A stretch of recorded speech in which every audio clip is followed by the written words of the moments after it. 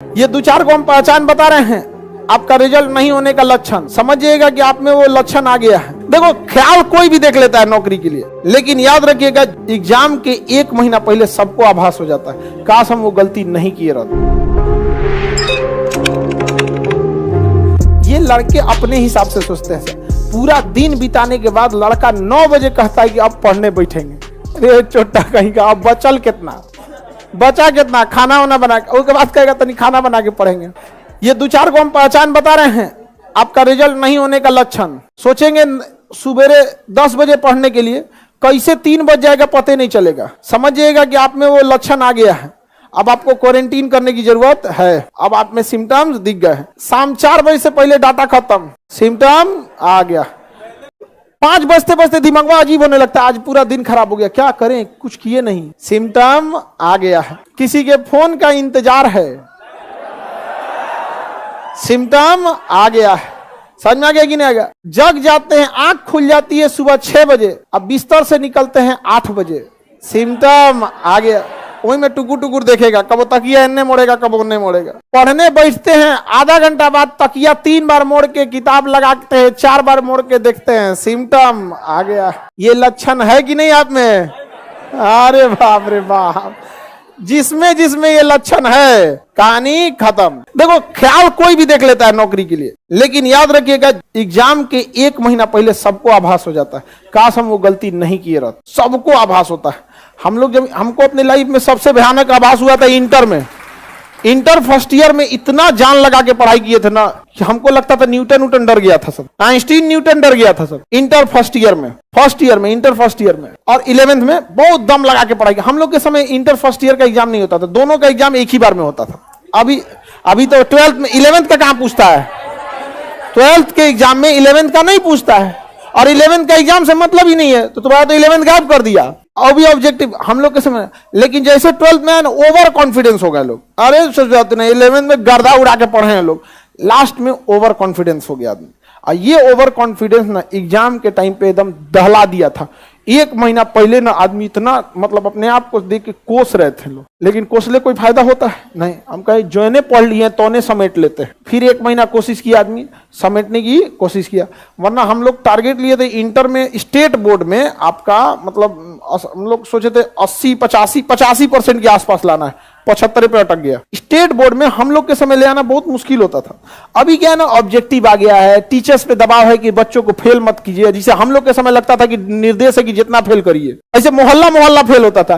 कहा हो तो ये मोहल्ला से 2 पासे है, वो एक जमाना अलग था वहां पे। और अभी मतलब जितनी आप लोग को सुख सुविधाएं मिल रही है ना, आप में लापरवाही उतनी ज्यादा आ गई। और हम लोग एक चीज देख रहे हैं कि आज की जनरेशन में पढ़ाई का शौक ज्यादा है, बट जिम्मेदारी वो लेना नहीं चाहता। पढ़ के जाएगा और मोबाइल खोलेगा, या तो इंस्टाग्राम पे बिजी हो जाएगा, या तो शॉर्ट्स देखेगा नचनियन को।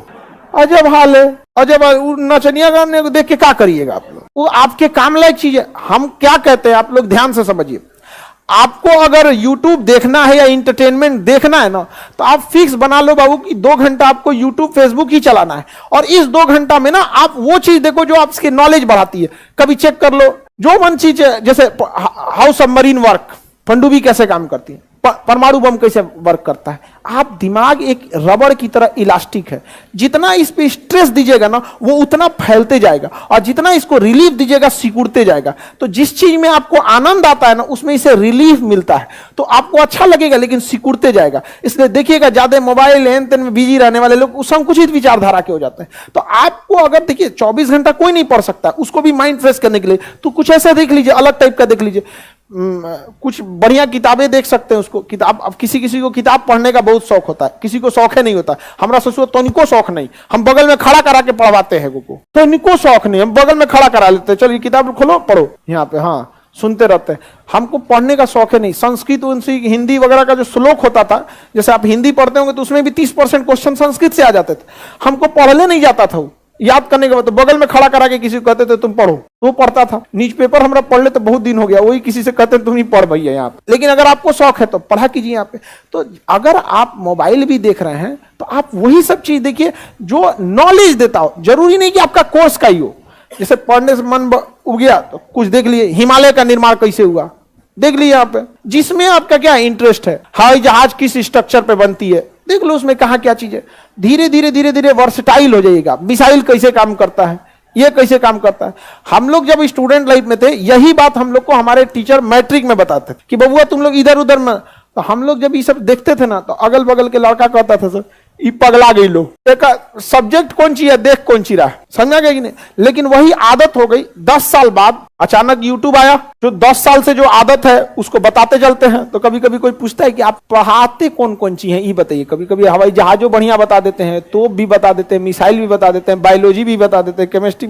रीजन क्या है, हम लोग ने भी इंटरटेनमेंट किया है, बट वो नॉलेज वाला है, उसमें भी खुशी मिलती है, उसमें भी अच्छा लगता है। लेकिन अभी क्या है ना, यंग एज में, अभी हम आपको समझाएंगे, छोटा सब यहां से जाने के बाद फिर नाच देगा सब, यहां से जाएगा और नाच देगा, फिर वो सरकाएगा, मोबाइल देखना चालू कर।